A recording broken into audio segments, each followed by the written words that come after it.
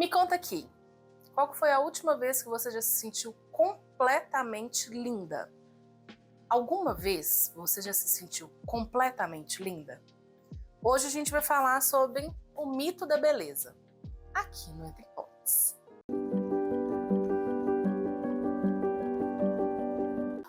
E antes de começar a falar do livro, vou pedir para vocês seguirem o nosso canal, curtir os nossos vídeos, compartilhar, para ajudar a gente nesse projeto que a gente gosta muito de fazer. Antes de começar a falar propriamente do livro, a gente precisa conversar algumas coisas. E a primeira delas é que gênero, feminino e masculino, é uma construção social. E calma, se você não concorda com isso que eu falei, eu vou pedir para você não pular o vídeo e me dar essa chance de te mostrar o meu ponto de vista. E se você não concordar, fique muito à vontade para deixar para mim aqui nos comentários o que você acha que eu falei de errado, o que você não concorda. Lembra do nosso vídeo da entropia. A gente precisa ter várias opiniões sobre o assunto. Bom, mas vamos lá. Gênero enquanto construção social. Se eu falar com vocês nesse momento de salto alto, meia calça, maquiagem e cabelo produzido, vocês vão relacionar isso ao gênero atualmente feminino ou masculino? Hoje em dia, no nosso tempo histórico, esses elementos estão mais associados ao gênero feminino. Então, se a gente vê um sapato de salto, a gente vai associar ao gênero feminino. Antigamente não era assim. E aí eu vou pedir a Larissa para colocar uma foto de um nobre aqui em torno do século XV. E repare bem, ele tá de salto, meia calça, maquiado e com cabelo extremamente produzido. No caso, até ele tá usando uma peruca. E ele era um símbolo da masculinidade. Ele era um símbolo daquilo que devia ser seguido para ser considerado como um homem forte, um homem poderoso, como um homem nobre. Então tá vendo como é que feminino e masculino, que é do gênero feminino e masculino, ele vai mudando de acordo com o nosso tempo histórico, de acordo com o social? E aqui vai entrar a teoria dessa filósofa, a Simone de Beauvoir. A Simone tem uma frase muito emblemática que é a seguinte: a gente não nasce mulher, a gente se torna mulher. E quando ela fala isso, ela não está negando a nossa diferença biológica. Pelo contrário, a diferença biológica está marcada. Mas o que ela está falando é que a performance feminino e masculino ela vai mudar de acordo com o tempo histórico, sem que se mude o que é biologicamente um e outro. Laplanche é um psicanalista francês que ele tem uma frase que eu gosto muito, que ele fala que o biológico é colonizado pelo cultural. E esse colonizado vem aí num sentido mais cru, mais real da palavra, que faz mesmo um colonizador. Vem no sentido de invadido, de dominado, de se sobrepor sobre. Então, Laplanche traz para a gente, na teoria dele, isso, de que, independente da questão do biológico, o cultural vai estar sempre acima do que o biológico determinou. Por isso que a gente vê uma foto de um homem do século XV diferente do que a gente considera masculino hoje, porque o gênero é uma construção cultural e temporal. Vamos voltar então lá na Simone de Beauvoir. Tudo bem, então já que a gente não nasce mulher, a gente se torna. Quando que a gente se torna? Quando que a gente aprende a ser mulher? Desde sempre. Hoje em dia está muito em alta o chás revelações, né? Então no momento que a fumaça sai azul ou que a fumaça sai rosa, já começam ali as performances, o que é esperado daquele serzinho que teve uma fumaça azul ou uma fumaça rosa. Inclusive, essa questão de gênero ela é tão cultural que quando a gente vai num chá desses, a gente não precisa perguntar para o coleguinha do lado: saiu rosa fumaça, o que vai ser o bebê? A gente já sabe, porque culturalmente uma cor está ligada a um gênero e a outra cor está ligada a outro gênero. Então, desde esse momento, é que a gente é convocado, é que a gente é chamado para performar dentro desse gênero, dentro do que a nossa cultura considera que é de um e o que é de outro. E aí, vamos pensar nessa criancinha que a gente foi lá no chá revelação. Se a gente é chamado para o aniversário de 3 anos, a gente não vai levar o mesmo brinquedo ou dificilmente vai levar o mesmo brinquedo para uma cor de fumaça e para outra cor de fumaça. Os brinquedos são diferentes. Se a gente entrar agora num site de compras, esses sites que a gente compra as coisas online, e colocar lá assim, brinquedo para, vai te dar a opção de brinquedo para menino e brinquedo para menina. Se a gente clica em um no outro, a gente vai começar a ver a diferença. O que a gente dá para o menino brincar, o que a gente dá para a menina brincar. Os brinquedos das meninas, eles normalmente estão muito ligados ao cuidado. Então ela cuida desde muito cedo de um bebê, de uma bonequinha. E ultimamente as bonequinhas têm dado muito trabalho, né? Porque precisam mamar, tem fraldinha e por aí vai. Elas cuidam da casa, então elas ganham panelinha, fogãozinho, geladeirinha. Elas aprendem desde pequenininha o que é performar aquele gênero. Diferente dos meninos. Então há performances diferentes. Quando esses dois crescem, a gente fala assim, as meninas têm muito mais habilidade para cuidar, as meninas são muito mais cuidadosas, muito mais carinhosas, muito mais atenciosas.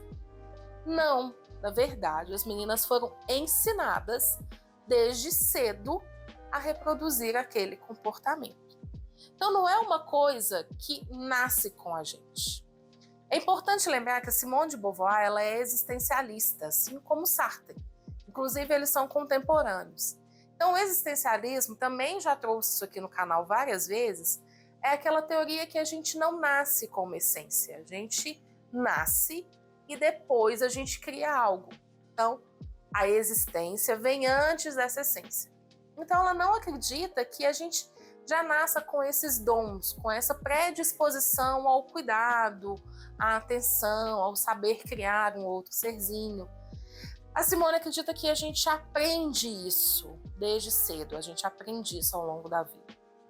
Sabe esses vídeos fofos que a gente vê na internet do leãozinho? Que ele tá aprendendo a caçar e aí vai e brinca com o pai, brinca com a leoa, brinca ali no bando dele. É mais ou menos isso que a gente faz com as nossas crianças. A gente ensina. A gente ensina que a menininha tem que sentar de determinada forma. A gente ensina que a menininha não pode falar determinadas coisas. A gente ensina às vezes que ela não pode nem falar. Então é isso que a Simone de Beauvoir quer dizer quando ela fala que a gente não nasce mulher. A gente se torna, a partir de um estereótipo histórico-cultural, aquilo que é esperado que a gente performe enquanto gênero X ou gênero Y. Dito isso, a gente vai começar agora a entrar no livro, no Mito da Beleza.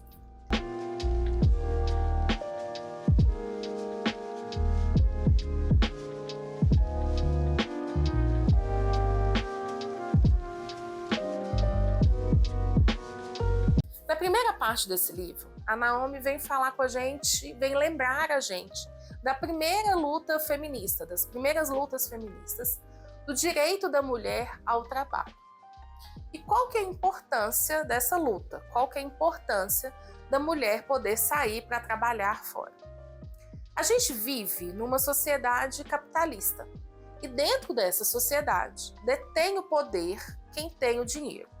E isso vale tanto para o macro quanto para o micro. Então a gente pensa isso socialmente. Então, quem determina o que é cultura, quem determina o que é bonito, quem determina qual música vai ser mais ouvida, quem determina o que é legal, são as pessoas que têm mais poder aquisitivo, que têm mais dinheiro. Se não fosse assim, a gente não teria esse comércio de falsificações, né, de coisas de marca.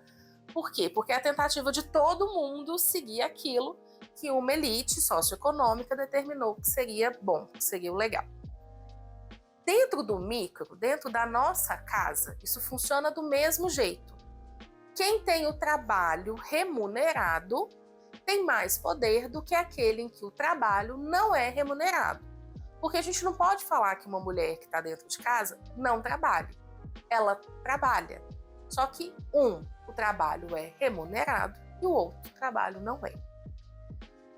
Qual que é o perigo disso? De não ter o... Vou voltar, tá? E aqui eu queria fazer um corte também de classe, porque a gente está falando desse direito da mulher sair para o trabalho, mas a gente está falando de uma classe média, porque a gente precisa sempre lembrar que as mulheres de classes menos favorecidas sempre precisaram sair para trabalhar. Inclusive, muitas delas iam trabalhar nas casas dos homens que não permitiam que suas esposas saíssem para trabalhar. Então a gente também está fazendo um corte de classe aqui, tá? Então veio essa luta para que a mulher também pudesse trabalhar. Mas qual que é a importância disso? Que a mulher também tivesse um trabalho remunerado? É a liberdade. Porque a gente não adianta, gente. Não vamos aqui jogar a coisa como se fosse eu acho que. Não, a gente sabe que é assim. Quando a gente depende do outro financeiramente, o outro tem um poder sobre a gente. Às vezes eu escuto muita gente julgando relacionamentos. Como que aquela mulher continua naquele relacionamento péssimo? Como que ela sai desse relacionamento? Se ela não tem um trabalho, se ela não tem como se sustentar. Nem todo mundo tem o privilégio de ter para onde voltar. Nem todo mundo tem essa chance. Então, o poder trabalhar fora é um direito à liberdade, a poder falar, não vou ficar nessa situação que não é boa para mim. Não vou ficar nessa situação que já não é mais confortável para mim. Então, poder trabalhar fora é um poder, é um direito, a liberdade da mulher. E eu sei que muitas vezes eu já escutei isso de diversas mulheres que falam comigo assim, se eu pudesse voltar no tempo, eu ia impedir as feministas de ir lá e falar que a gente tinha que trabalhar fora, porque agora eu tenho que trabalhar fora, eu tenho que trabalhar dentro de casa, mas será que o problema é realmente o trabalhar fora? Ou será que o problema é essa sociedade que não se readaptou?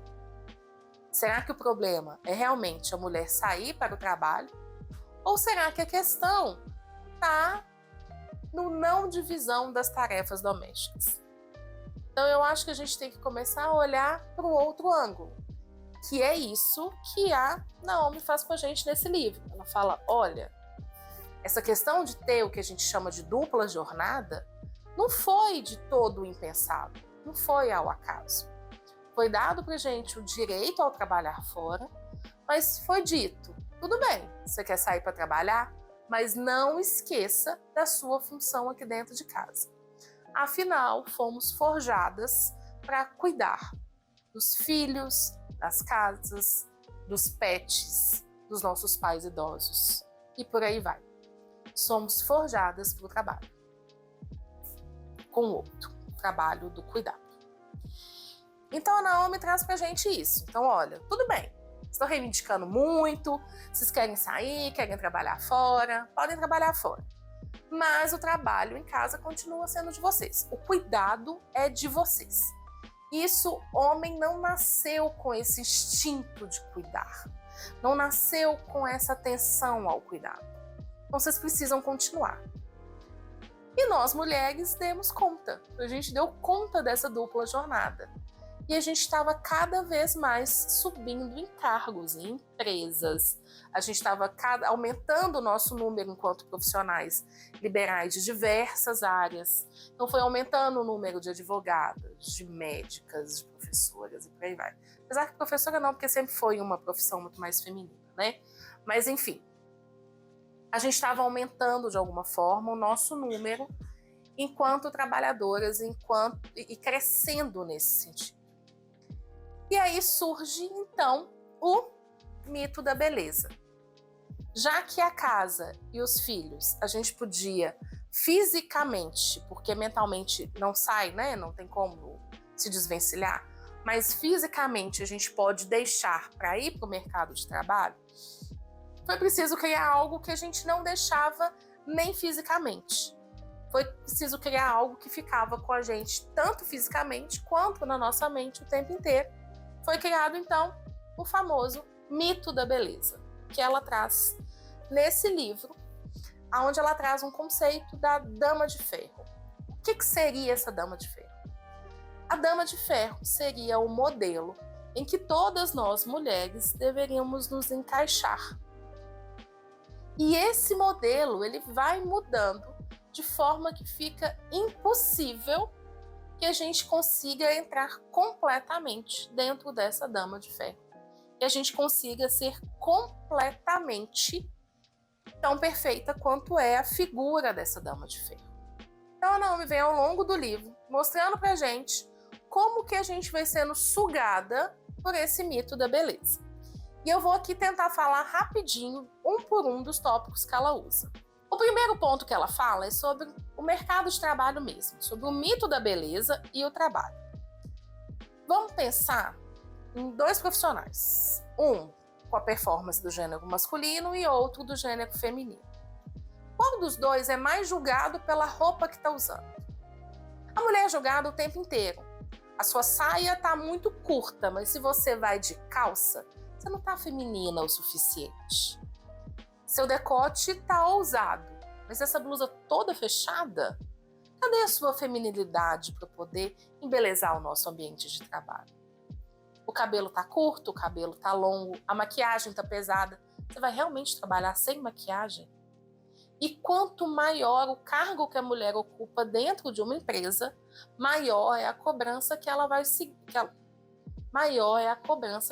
sofrendo. Um homem pode ter 2 sapatos para trabalhar. A mulher não pode repetir o sapato dentro de um mês. Ela não pode repetir nem os acessórios que o homem usa. Então isso, o mito da beleza dentro do mercado de trabalho, faz com que a mulher tenha um desprendimento, tanto financeiro quanto mental, para se manter naquele ambiente. O homem acorda de manhã, toma um banho, veste a roupa e vai trabalhar. A mulher, ela precisa fazer todo aquele skin de manhã, se maquiar, olhar se o cabelo tá bom, como que vai fazer com aquele cabelo, se o sapato tá combinando com a roupa, que tá combinando com a bolsa, que tá combinando com o brinco, que vai combinar com a maquiagem, que reunião que ela vai ter, que horas que vai ser a reunião. E lembra quando eu falei que a casa e os filhos, fisicamente a gente conseguia deixar fora? O mito da beleza a gente não deixa fora em momento nenhum.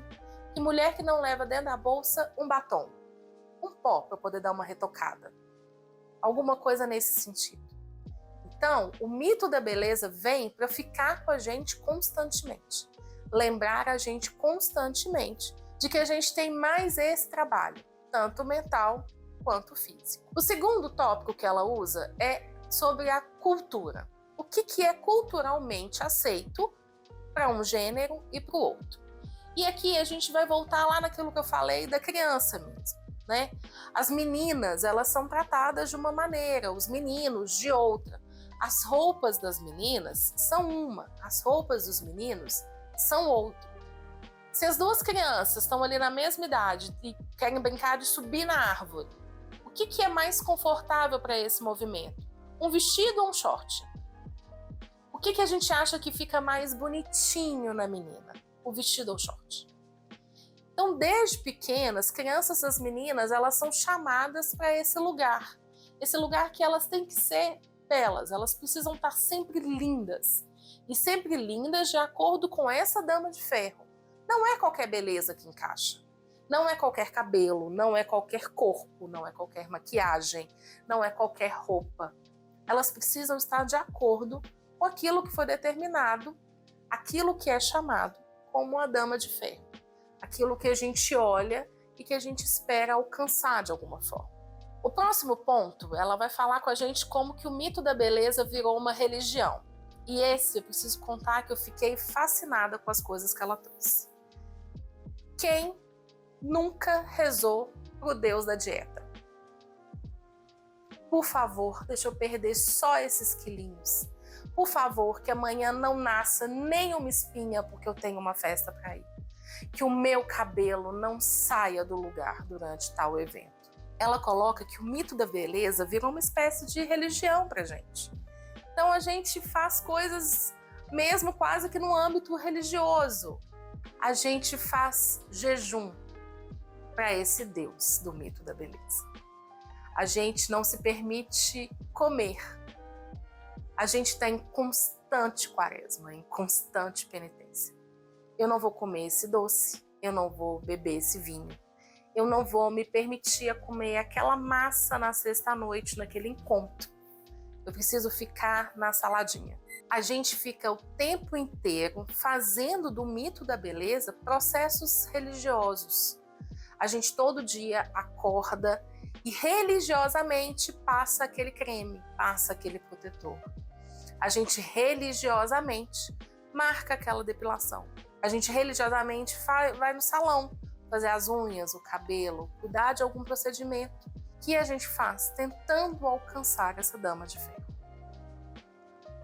A gente tem, inclusive, uma fé excepcional. A gente realmente acredita que aquele creme vai tirar aquela celulite naquele lugar. A gente acredita que aquele procedimento vai acabar com aquela estria. A gente acredita que aquele remédio vai transformar a gente no corpo perfeito. Vai fazer com que a gente tenha o corpo que a gente considera, vai fazer com que a gente tenha aquele corpo que é considerado o ideal. A gente põe fé, a gente tem uma fé imensa para poder alcançar essa dama de ferro. Então o mito da beleza, ele entra ali como uma espécie de religião para a gente. O próximo tópico do livro é sobre o sexo. E aqui, gente, eu acho que não tem nem muito que eu preciso dizer, né? Qual mulher não se sentiu constrangida alguma ou muitas vezes na hora de tirar a roupa? Quem nunca preferiu uma luz apagada? Ou uma posição em que a barriga marque menos? Quem nunca se sentiu constrangida com o seu corpo nesse momento? O mito da beleza priva a mulher do prazer de tocar, do prazer de ser tocada, do prazer de ser desejada. Esses dias para trás, eu estava assistindo Big Brother e aí a discussão dentro de um dos quartos era sobre a cirurgia plástica na região íntima da mulher. Porque algumas têm tanta vergonha que não conseguem colocar biquíni, quanto mais tirar a roupa diante de um homem ou tirar a roupa com a luz acesa. Olha isso. O mito da beleza leva a gente para esse lugar. A gente precisar chegar nesse ponto de considerar uma cirurgia plástica para poder ter coragem de se apresentar e de se entregar ao prazer. Então o mito da beleza, ele priva a mulher o tempo inteiro de se sentir bem, de se sentir entregue, de ter condições de estar pronta naquele momento. O próximo tópico do livro, então, é a fome. E a fome entra aqui nesse lugar de ser até bonito, né? É bonito a mulher que come pouco. Uma mulher que come muito não é muito bem vista. A mulher precisa sempre estar em dieta. É sempre privada desse prazer em comer. Ela é sempre privada desse prazer do docinho depois do almoço, ou alguma coisa nesse sentido. É bonito, muitas vezes, a mulher que passa fome, a mulher que decide falar, não vou comer. Ela é considerada mais forte, ela é considerada mais bonita, ela é mais considerada do que aquela que cai na tentação e fala, eu me permito. Então, o não comer, ele é, de alguma forma, supervalorizado. A fome, ela é supervalorizada dentro desse mundo, dentro dessa busca de se encaixar dentro dessa dama de ferro. A gente passou por isso ali no torno dos anos 90, que inclusive é o período em que o livro é escrito, e a gente está revivendo isso agora. Cada dia que passa, a gente vê mais mulheres que estão na mídia, mulheres famosas, mulheres que influenciam outras mulheres, com esses corpos cada vez mais magros, mostrando mesmo essa magreza e glamorizando a fome, o não comer. E por último, ela fala sobre a violência que é isso no nosso corpo. A violência de não comer, a violência de ter que acordar mais cedo para poder se produzir para trabalhar. A violência de ter que fazer exercício até a exaustão, a violência de ter que se encaixar num padrão. É muito complicado porque a gente tem visto isso cada vez mais cedo. Quantas meninas hoje de 10 anos ou mais novas do que isso estão em redes sociais fazendo skincare numa pele de 10 anos, de 9 anos? Quantas meninas não se permitem ir para a escola sem estar maquiada?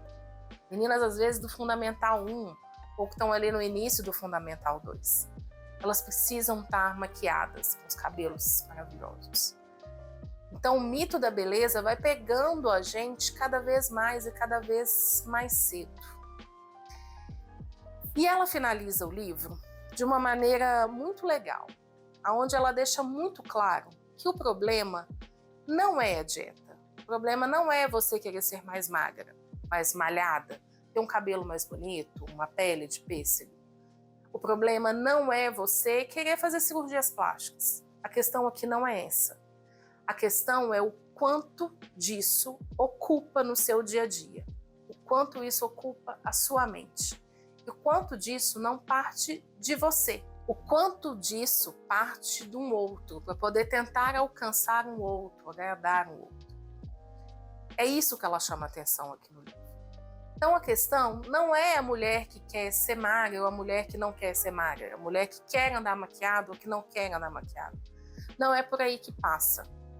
A questão é o quanto do nosso dia a dia, da nossa conversa, da nossa convivência, está amarrada só esse mito da beleza. Quantas vezes a gente vai para uma festa ou para uma reunião na casa de alguém e aí as mulheres estão com esse assunto único, a dieta, o cabelo, a academia, quantos quilos eu preciso perder. Quantas vezes a gente não consegue sair disso? E enquanto estamos presas, enquanto estamos fixadas só nesse assunto, a gente não conversa sobre outras coisas do nosso dia a dia. A gente não conversa sobre o quanto é difícil se manter nesse lugar de ser responsável pela casa, pelos filhos e pelo emprego.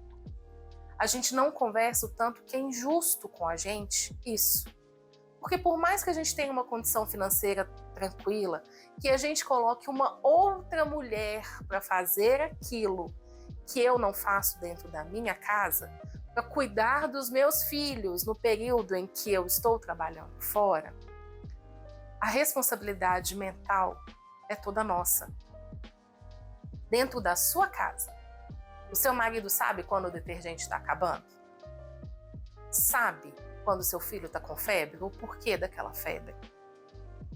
Isso é tão comum que virou meme na internet. Quem nunca viu aqueles videozinhos do quando que o homem se coloca, quando eu preciso levar o meu filho no médico. E aí ele tá lá no médico ligando para a esposa para poder ir perguntar ou ir respondendo as questões do médico. Isso não é engraçado. Isso é sobrecarga. Isso é sobrecarga mental. A gente precisa cuidar do trabalho e, ao mesmo tempo, saber se aquele para casa foi feito. Saber se aquele trabalho da escola já está a ponto de ser entregue. Saber se realmente tem carne descongelada para poder ser feita à noite. É isso que ela chama atenção. De que, para além disso tudo, a gente ainda precisa lidar com a balança, com o olhar do outro. Será que o meu batom tá bom? Será que eu não exagerei nos acessórios? Ou será que alguém vai importar de eu repetir essa roupa hoje? Então o mito da beleza entra aqui como um terceiro ponto, uma terceira sobrecarga na nossa vida. E a questão é que ele não tem que ser uma obrigação. A gente tem que fazer por prazer, para nós, não para tentar alcançar algo que é inalcançável. E aí que está o pulo do gato do mito da beleza. Ele vai ser sempre inalcançável. Aquela mulher pode ser magra, mas o cabelo dela não está bom o suficiente. Ela pode ser magra e ter um belo cabelo, mas o nariz não está ornando bem com o rosto. Ela é magra, tem um cabelo bonito, o nariz ok, mas a boca precisava mudar alguma coisa. O mito da beleza, ele é inatingível, por isso que ele é um mito, senão ele seria uma realidade. E a gente precisa olhar e nos entender. E mais do que isso, a gente precisa nos respeitar enquanto mulheres diferentes.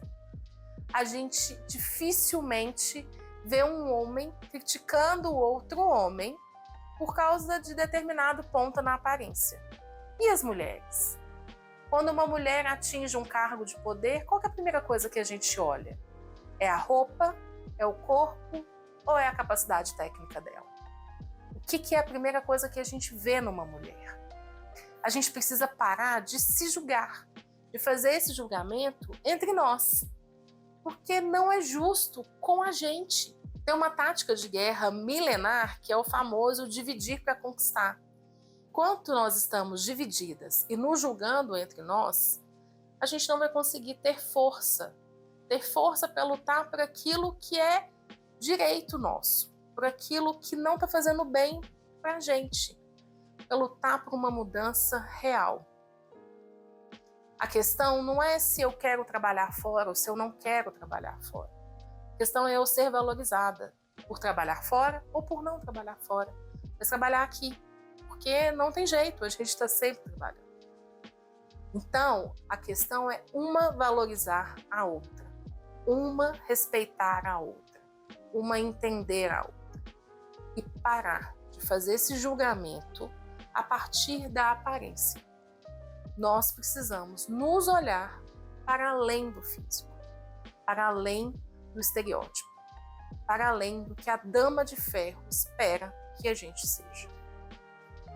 Eu sei que esse vídeo ficou longo e eu sei que esse vídeo tem muitos pontinhos, mas eu queria muito pedir que vocês compartilhassem esse vídeo com aquela mulher que precisa se livrar da culpa, porque culpa é uma coisa que a gente carrega constantemente.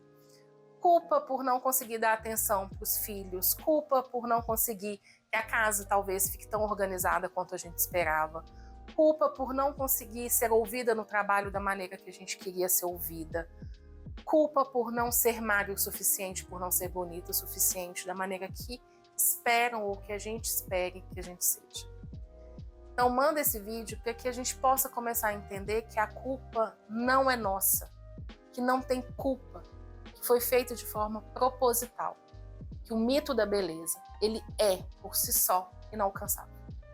E que a gente precisa se liberar, a gente precisa conversar outras coisas para além de ficar em torno dessa busca incessante e inalcançável desse mito. Bom, no mais, a indicação de hoje é esse livro do Mito da Beleza. É um livro que eu queria muito que vocês lessem, um livro que eu queria muito que todas as mulheres lessem, para a gente começar a entender que a gente precisa mudar o mundo através da gente. No mais, não esqueça de seguir o nosso canal, curtir os nossos vídeos, compartilhar e voltar quinta-feira que vem. Porque se você não é apaixonado por literatura, o Entre Pontos está aqui para te ajudar. E O Mito da Beleza pode ser um livro que mude a sua vida. Até lá!